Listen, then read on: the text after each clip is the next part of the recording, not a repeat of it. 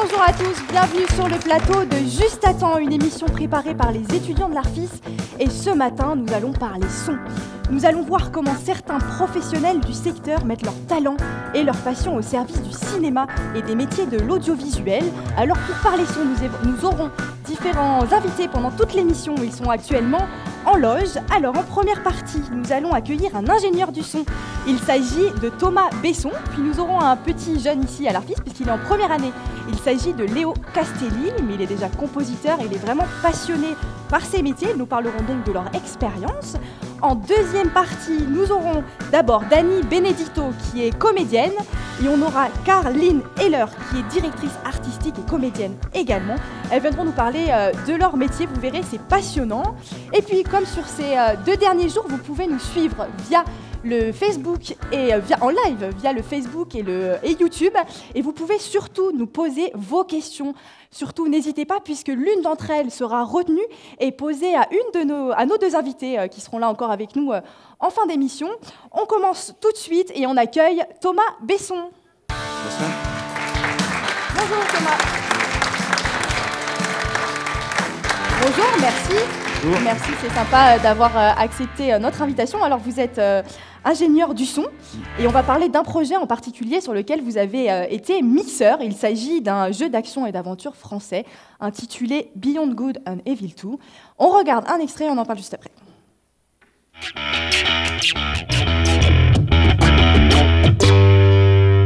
What have we got on the scanners?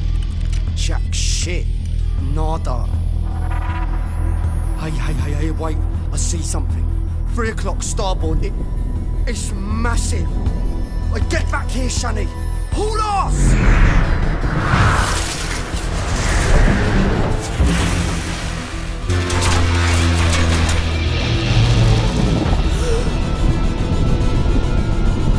Lock down the bay column.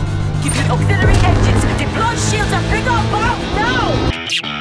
Alors Thomas, vous avez travaillé sur ce trailer. Quel a été votre travail justement? Donc j'ai fait la partie mixage, donc c'est le trailer en fait du jeu vidéo qui est pas encore sorti. D'accord. Et c'était donc un trailer qui a été diffusé à Los Angeles pour une conférence assez réputée, une conférence qui a tous les ans sur les jeux vidéo.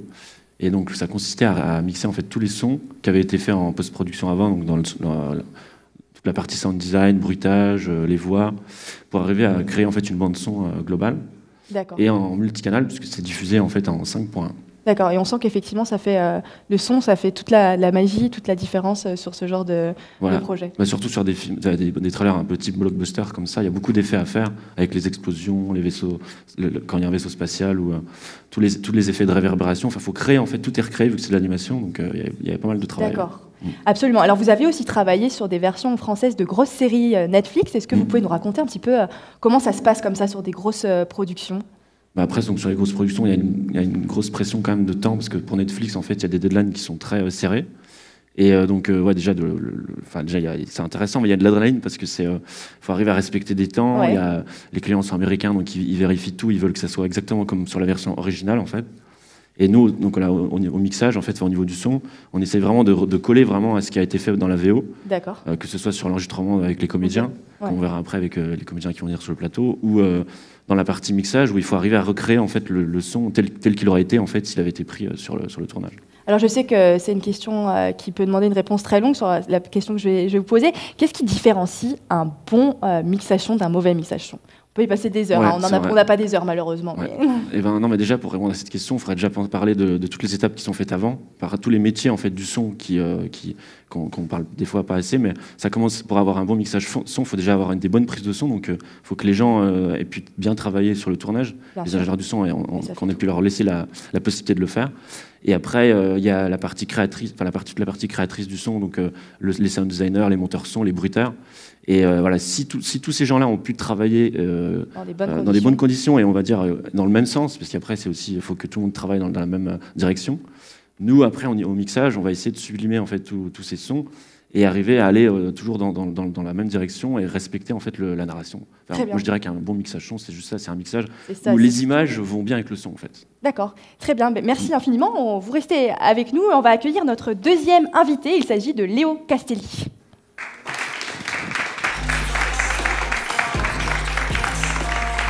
Léo, merci d'avoir accepté notre invitation. Alors toi, tu es en première année Ouais. ici à l'Arfis. Pourquoi est-ce que tu as choisi de venir dans cette école?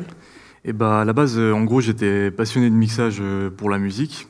Et du coup, j'ai voulu un peu m'orienter vers le cinéma et apprendre comment ça se passait dans ce milieu, etc. Et voilà, surtout qu'à la base, le cinéma, je suis pas du tout dans ce milieu-là, donc ça me permet d'apprendre tout ce qui est autour, etc. Et voilà. Donc toi, tu es compositeur et interprète. On écoute tout de suite un extrait d'un de tes projets et on en parle juste après. Le poids des regrets m'a fait baisser les bras. Dans le vide en chute libre sans siège éjectable. Je suis condamné à mourir, échec et mat. J'vendrai mon âme au diable pour sécher tes larmes. Je brûlais toutes les étapes pour s'aimer sous les étoiles. Et puis que je veux juste oublier.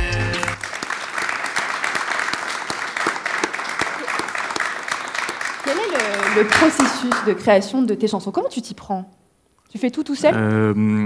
Alors je fais pas tout seul. En général, pour la composition, j'essaie de travailler avec d'autres personnes. Je garde toujours une main sur la création, bien sûr, mais en gros, je commence par du coup la composition, que je travaille avec quelqu'un d'autre. Après l'écriture, l'enregistrement, je mixe moi-même, et voilà. D'accord, tu es déjà très doué. Tu veux aller en filière son, j'imagine, Ouais, c'est ça, ouais. à l'Arfis. Effectivement. Est-ce que tu as déjà fait des musiques de films, toi? Est-ce que c'est quelque chose qui J'ai eu l'occasion de le t'intéresserait? faire 1 ou 2 fois.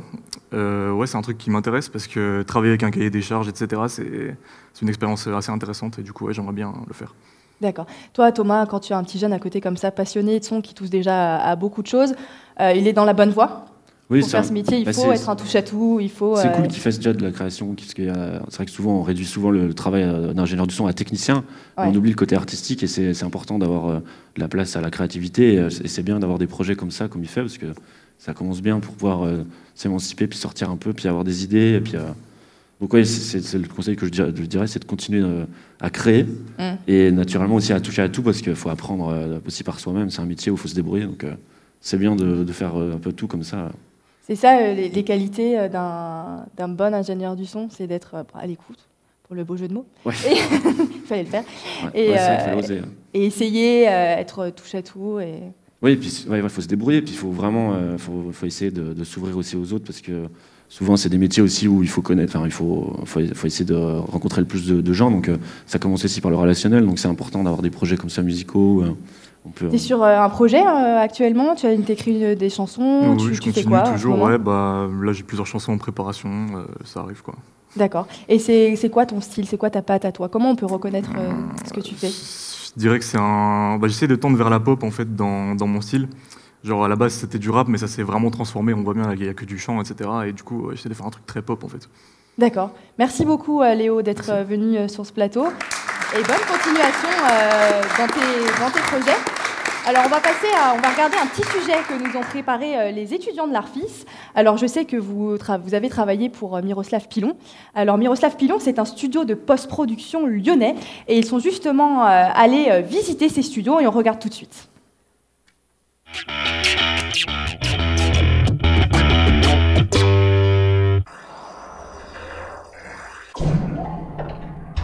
À Miroslav Pilon, on propose des solutions de post-production complètes. Donc ça va du bruitage jusqu'au mixage. J'essaie d'apporter ma sensibilité en fait au projet. C'est ce qu'on nous demande en fait. C'est-à-dire d'amener des idées, d'amener un point de vue différent, tout en respectant bien évidemment le réalisateur et ce qu'il veut faire, mais aussi lui proposer aussi des choses auxquelles il n'a pas pensé. Pour être un bon technicien, déjà il faut avoir la passion pour le son, autrement c'est pas la peine de faire ce métier. Et la question qu'on se pose le matin, c'est si on va travailler ou si on va faire quelque chose qui nous intéresse, quoi. Et moi, pour ma part, ça fait plus de 20 ans que je me lève pour m'amuser.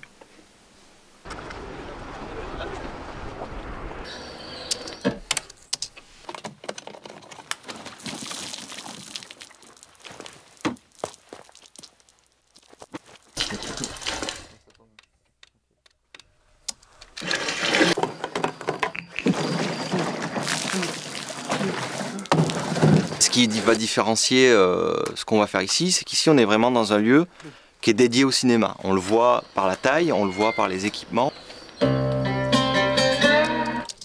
mixage, c'est d'essayer d'accompagner l'intention du réalisateur, d'accompagner les émotions du spectateur, sans que, évidemment, on mette ça gros comme une maison, mais qu'on essaie d'apporter ça de façon subtile.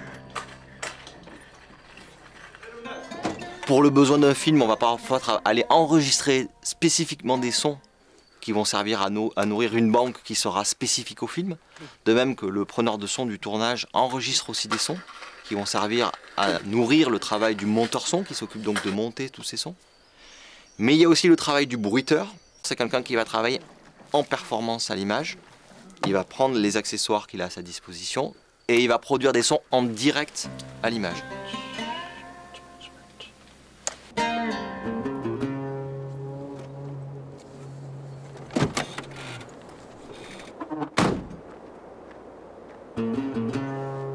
Tu bouges pas.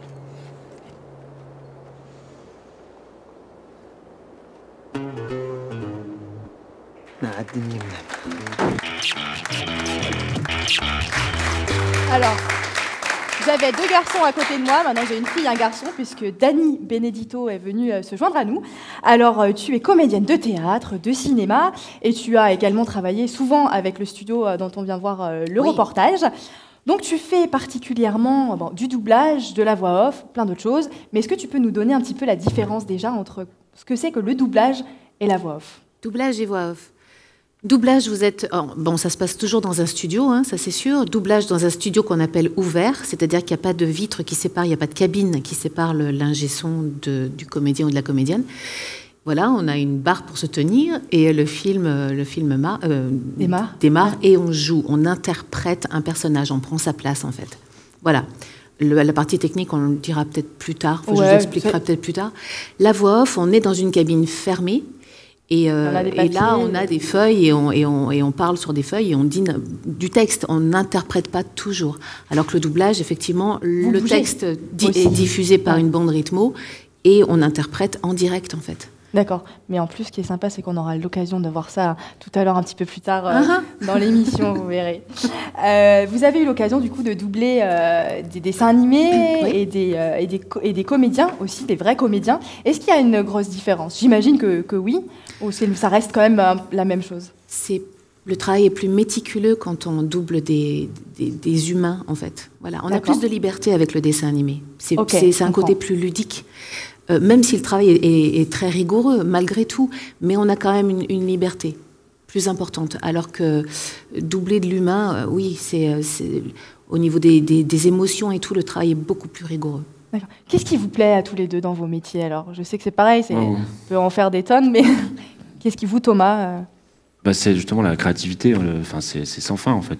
Quand on travaille sur des projets différents, que ce soit des films d'animation, des documentaires, des films, des fictions de cinéma, à chaque fois en fait on va, pour ma part grâce au son, essayer de trouver des solutions avec des artifices qui seraient dans de l'ordre technique ou artistique pour essayer de raconter quelque chose en fait. On raconte juste des histoires et on essaie d'utiliser nos métiers pour essayer d'aller dans ce sens-là, juste raconter des histoires. Des fois c'est pour divertir, des fois c'est pour informer. Mais voilà, ça change tout le temps. Ça change tout le temps, ouais. Donc intellectuellement, j'imagine qu'on est toujours... C'est hyper enrichissant en fait. Il a dit tout ce qu'il y avait à dire. C'est vraiment ça. On ne fait jamais la même chose et on raconte des histoires pour le public. Et comment vous travaillez ensemble, vous? Quand vous doublez, que vous êtes ingénieur du son, mixeur Mais c'est bien qu'il y ait un vrai échange. Il faut qu'il y ait une complicité aussi, parce qu'il faut qu'il y ait une confiance pour que le comédien puisse être à l'aise et vraiment s'exprimer dans son rôle. C'est important qu'avec l'ingénieur du son, il y a une espèce de complicité qui soit faite et que nous, on ne prenne pas trop de place aussi. Ouais. Nous, des fois, on va un petit peu aussi donner des directions, même si on n'est pas directeur artistique. C'est important aussi de laisser la place. Et puis après, il faut arriver à... Parce que le comédien puisse... après, ça, c'est toi qui répondras, mais... C'est ça, oui, il faut bien s'entendre. De toute façon, il faut travailler dans une bonne ambiance, c'est toujours plus agréable. C'est mieux. Donner le meilleur de soi-même plus facilement. Ouais, ça demande quand même un travail intérieur important. Et si on n'est pas à l'aise, si on a quelqu'un qui est un peu tendu avec nous et tout, forcément, on ne le sera pas. Donc, ça va nous demander plus d'efforts. Mais voilà, mais c'est vrai, ça se passe comme ça. Puis après, il nous laisse libre d'interpréter et il nous rattrape s'il faut, il nous dirige. On a toujours besoin d'être dirigé. Un comédien, une comédienne, quel que soit le métier qu'il fait, a besoin d'être dirigé. On ne peut pas s'autodiriger, c'est pas possible. C'est pas un métier qu'on peut faire tout seul. Donc, on a besoin d'être en confiance. Voilà, en fait, il nous met en confiance. Et quand on est en confiance... Merci Thomas d'être venu répondre à nos questions. Je reste avec Dany parce qu'on a plein de choses à faire ensemble, vous allez voir.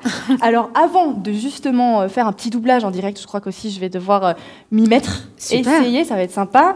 Cool. On va du coup expliquer comment ça marche le fonctionnement d'une bande rythmo. Est-ce que vous pouvez nous dire rapidement, voilà, avant qu'on fasse en direct du doublage? D'accord, donc ce plateau ouvert, ce grand studio en fait, assez large, avec un grand écran, le film est diffusé sur l'écran avec cette bande rythmo. Ce qu'on appelle la bande rythmo, c'est le texte qui défile en dessous. Voilà, un rythme régulier avec une barre blanche à gauche qui nous donne à nous le signal quand le texte arrive sur la barre blanche. C'est là où on doit démarrer notre jeu et on doit suivre ce texte au rythme du défilement du texte. Tout est silencieux. Le film donc est diffusé sans les bruits, sans la musique, sans les ambiances. On a juste notre texte et on joue. C'est la difficulté d'ailleurs, c'est de jouer en silence en fait, sans avoir la répartie d'un comédien ou d'une comédienne du film. Bon, voilà. On va se jeter à l'eau toutes les deux. C'est parfait, je pense que tout le monde a pu comprendre. Moi, j'ai réussi à comprendre, comme je vais devoir faire l'exercice tout de suite. Et vous en avez jamais fait. C'est vous qui me dirigez artistiquement sur celle-ci. Alors, on va tenter de faire du doublage sur le film Your Name. C'est un film d'animation japonais. Bon, allez, je vais essayer. Alors voilà, là c'est une barre rouge, mais c'est pareil. C'est cette barre, quand le texte arrive à la barre, c'est notre signal pour démarrer. Allez, c'est parti. Donc j'y vais. Comment tu me trouves? Très jolie. Je voulais dire avec le ruban. Ah, désolée. Ah, t'es vraiment pas croyable, hein?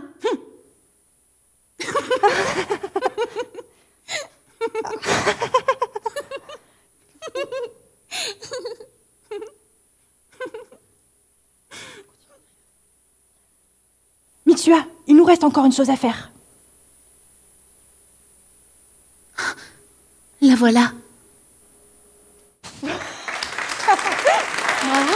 Non mais c'est dur. Non, le rire, c'est très compliqué. C'est pas... Merci, c'est pas dur, c'est la première fois que vous le faites. Oui. C'est dur pour tout le monde la première fois. Non, mais c'est vrai, il faudra un petit peu d'entraînement. Oui, bien sûr. C'est quoi le plus difficile alors quand on... Moi, j'ai déjà vu un peu, hein, mais... Pour cet exercice-là, c'est de gérer à la fois le technique et le travail intérieur, émotion, et être juste en fait, et jouer juste. C'est ce mélange des deux qui est compliqué. Si on se laisse aller à notre jeu, etc., on va un peu oublier la technique. Donc les techniciens, les ingé-sons, ils sont là, on va leur demander plus de travail, de recalage. Voilà. Donc, et c'est pas le but, c'est pas ce qu'on nous demande. Et si on est fixé sur la technique, on oublie le naturel et du coup on n'est pas bon. On n'est pas bon. Donc là c'était bien la spontanéité, c'est presque. Mais c'est comme ça, je crois que vous travaillez. On peut vous appeler au dernier moment et vous dire demain, il y a un film à doubler. Voilà, on ne sait rien du film, on l'a pas vu avant et on découvre le texte, enfin ce qu'on appelle les boucles. On travaille par minute en fait, des boucles, ça dure à peu près 1 minute. On la regarde 1, 2 fois et c'est tout et on y va. C'est là où ça demande un travail dans l'instant en fait, une énergie dans l'instant et une concentration absolue dans l'instant. Vous avez le droit de recommencer. Ah bien sûr. Plein de fois. Bien sûr, mais on en parlera, je pense, après avec mon amie Carline, mais on a aussi des contraintes de temps, elle vous en parlera, elle, parce que c'est vraiment son... Et donc vous disiez, par exemple, sur ce film-là, c'est important d'être dirigé. Quelles sont les consignes artistiques qu'on peut vous donner? Il y en a sur plein, et c'est ce qui fait la richesse du métier de directeur de plateau, de directrice d'acteur, c'est qu'ils ont besoin d'une imagination débordante pour aller chercher les mots qui vont parler à tel comédien et peut-être pas à un autre. Donc, ils s'adaptent à nous, en fait. C'est un réel travail presque de psychologie pour savoir trouver les mots pour qu'on puisse jouer juste le rôle. C'est très, très important qu'il soit là. Eh bien, vous parliez de Carline, on va l'inviter à nous rejoindre. Alors, on va la présenter. Elle est directrice artistique et comédienne. Elle a notamment travaillé avec vous, d'ailleurs, sur la série Black Mirror, mais également dirigé la série Better Things sur Canal+, et bien d'autres séries et fictions de télévision. Elle va nous en parler. Merci d'accueillir Carline.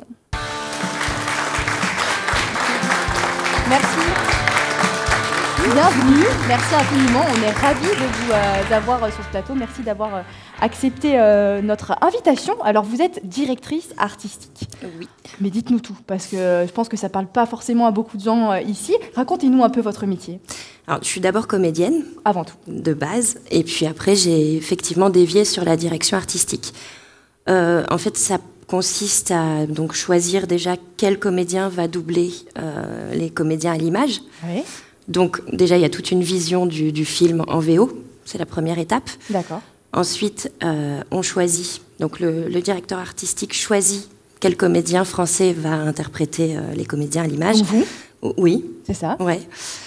Donc ce choix, il est fait, vraiment, c'est aussi du feeling. Enfin, chaque directeur artistique peut choisir quelqu'un de différent. D'accord. Ça va dépendre aussi de la sensibilité. Voilà. Donc il y a quand même une recherche pour savoir qui. Enfin, s'il y a déjà des comédiens français qui ont déjà doublé tel ou tel acteur. D'accord, pour essayer qu'on retrouve, pour avoir la même voix. Oui. C'est ça, parce qu'on s'attache aux voix. Moi, j'ai beaucoup de souvenirs. Exactement. Julia Roberts, ça me reste.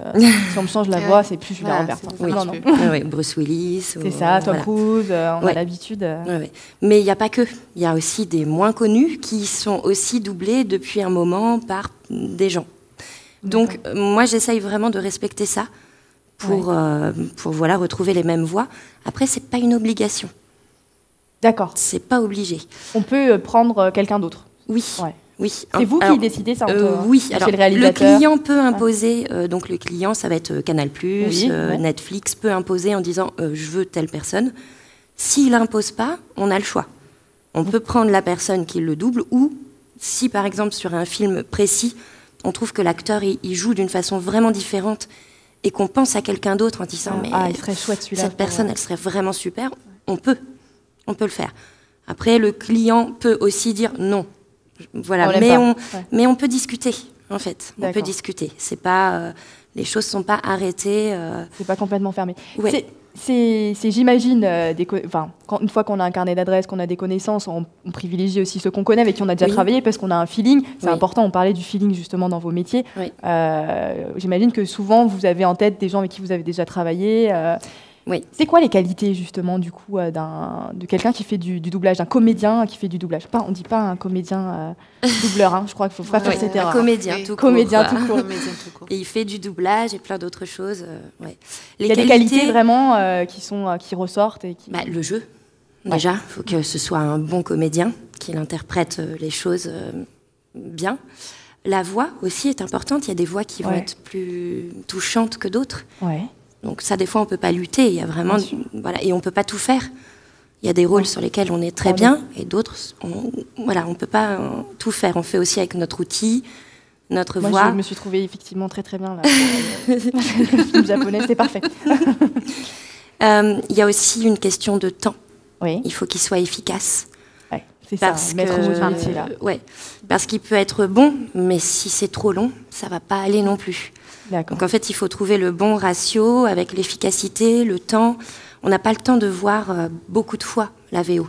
Non. Donc évidemment, on peut recommencer, on peut redemander à revoir. Mais là, c'est une perte de temps aussi pour la production. C'est une perte de temps. C'est-à-dire que là, après, c'est le DA qui gère donc le DA, le directeur artistique. Merci pour qui gère son planning, qui sait combien de temps il lui reste, combien de comédiens vont arriver, parce qu'il y a tout un plan de travail à faire. C'est vraiment c'est comme un puzzle avec des croix partout. Il faut déterminer qui arrive à telle heure et qui arrive à telle heure pour que tout s'emboîte correctement. Comment vous travaillez toutes les deux ensemble? Il y a beaucoup d'échanges, j'imagine. Il y a des directives qui sont importantes à donner, ou est-ce qu'on fait confiance à sa comédienne? On fait confiance à son choix? On fait confiance à son choix, bien sûr, mais d'abord, quand le comédien arrive, déjà, on va lui parler du film, parce qu'effectivement, comme tu disais tout à l'heure... Elle sait rien. Voilà. Donc, c'est le DA qui va dire, voilà, l'histoire, c'est ça, ton personnage, c'est ça, elle est plutôt comme ça, elle est sensible, elle a la pêche. Donc, on pose le tableau en disant, voilà, et puis après, on le découvre ensemble. Et donc, si, des fois, il y a des séquences parce qu'en plus, on ne commence pas toujours par le début. Ah, oui, évidemment, ce serait trop facile. Bah oui. Donc, c'est mieux. Voilà, des fois, on commence... Oui, on peut commencer par la fin, le milieu, suivant le plan de travail. Donc, c'est au directeur artistique d'expliquer le cheminement qu'il y a pu avoir avant pour que le personnage il soit dans cet état. Voilà. Donc c'est à ce moment-là où le comédien peut dire mais pourquoi elle est comme ça et pourquoi est-ce qu'on en est là dans le film et qu'est-ce qui se passe Non mais vous, c'est incroyable le talent qu'il faut. Tout le travail qu'elle a et qu'ils ont tous pour nous expliquer tout le temps, trouver les mots, voilà, pour pas qu'on soit déstabilisé et qu'on puisse à chaque fois jouer le mieux possible. Quoi. Et c'est très vrai ce que tu disais tout à l'heure, qu'on parle différemment aux comédiens suivant qui on a en face de nous. Vous adaptez. Parce que si vous le brusquez un peu trop et qu'il n'aime pas être un peu trop brusqué, il va pas donner ce qu'il peut donner. Alors vous avez travaillé toutes les deux sur Black Mirror. C'est quand même une énorme série Netflix qui a un très très gros succès. Et vous avez fait notamment la saison 3 et c'était à Lyon. Est-ce que vous pouvez nous raconter quand même un petit peu le plaisir que vous avez eu à faire ça et j'imagine la surprise Je crois qu'on est tous tombés sur les fesses pour être polis quand on nous a appris qu'on allait avoir cette série. On a fait c'était c'était vraiment un rêve un petit peu parce que c'était une série tellement prestigieuse que on se disait. Il y a une petite anecdote, quelque chose, un souvenir qui vous revient, qui vous a marqué? Et ben justement, alors moi déjà Bryce Dallas Howard, je trouve cette comédienne absolument géniale, époustouflante. Quand on m'a dit mais tu vas la doubler, je fais non, non, je peux pas. Non mais sérieusement, sans fausse modestie, c'est une telle pression. Quand on aime le comédien ou la comédienne, c'est encore pire que quand on ne le connaît pas, en fait. On veut encore plus bien faire et souvent on se plante, d'ailleurs. D'accord. Et ça va? Donc, vous n'êtes pas planté? Elle était là. Il y a eu, mais on est là pour travailler, en fait. Et c'est là où, en fait, on s'en fiche un petit peu du temps. Enfin, je reviens sur ce que je dis, le temps est important, mais par moment, on s'en fiche. Si on doit la recommencer 10 fois, on va la refaire 10 fois. Ce qui compte, c'est aussi le résultat. Donc, c'est le subtil mélange entre tout ça pour dire, OK, là, c'est bon, c'est bien. Là, on va la refaire encore. On va y aller encore. Comme les rires. Et encore. Oui, alors il y avait une séquence, justement, c'est une comédienne fabuleuse à l'image et tu la remplis tellement bien. Oui, on dit rempli. C'est beau. On remplit, ouais. Et il y a une séquence où elle est toute seule devant le miroir et elle rit. Elle se met à rire et avec plusieurs rires différents, très haut perché, et elle est là, et elle se regarde, et elle rigole, et elle rit. Et c'était dur, vraiment, à redonner exactement son intensité, exactement la même chose, dans les mêmes impulsions. C'était assez difficile. Ah ouais, c'était dur. Et ça, on se l'est découpé en plusieurs fois, on s'est fait plusieurs prises là-dessus, et le résultat marche bien. On vous écouterait encore pendant des heures, mais il faut qu'on passe à la question d'un internaute qu'on a sélectionné. Alors, je vous la pose tout de suite. Quel acteur, justement, on était un peu là-dedans, on était en train d'en parler, quel acteur ou personnage célèbre vous rêveriez d'interpréter? C'est très dur comme question. Je te laisse répondre. Vous y allez, c'est ça? C'est difficile comme question, c'est difficile. Oui. Tout de suite, si vous avez un rêve qui... Moi, j'aimerais bien interpréter le rôle d'un homme. J'ai toujours voulu... Je savais que vous alliez dire ça. C'est vrai? Oui, j'ai senti. Pourquoi alors? Parce que j'aime les rôles... J'aime les rôles péchus. J'aime jouer les nanas méchantes. J'aime jouer les nanas qui vont tenir un revolver. J'aime quand il y a de l'action. Enfin, j'aime les caractères forts, en fait. De votre quotidien, c'est ça? Par exemple, voilà, le truc très je m'ennuie. Donc j'aime bien quand ça déménage. Et j'ai toujours été fascinée par ces nanas, parce qu'il y a eu pas mal de films là-dessus. Les nanas qui réussissaient à interpréter des hommes à l'écran. C'est souvent des films historiques, d'ailleurs, des femmes qui l'ont réellement fait dans la vie. Et je trouve ça bluffant et ça, j'aimerais bien essayer. D'accord. Voilà. Juste comme ça, très rapidement. Un nom, si vous avez un nom. Evangeline Lilly. D'accord. Ah oui. Ouais. Ok, super. Bonne comédienne aussi. Oui.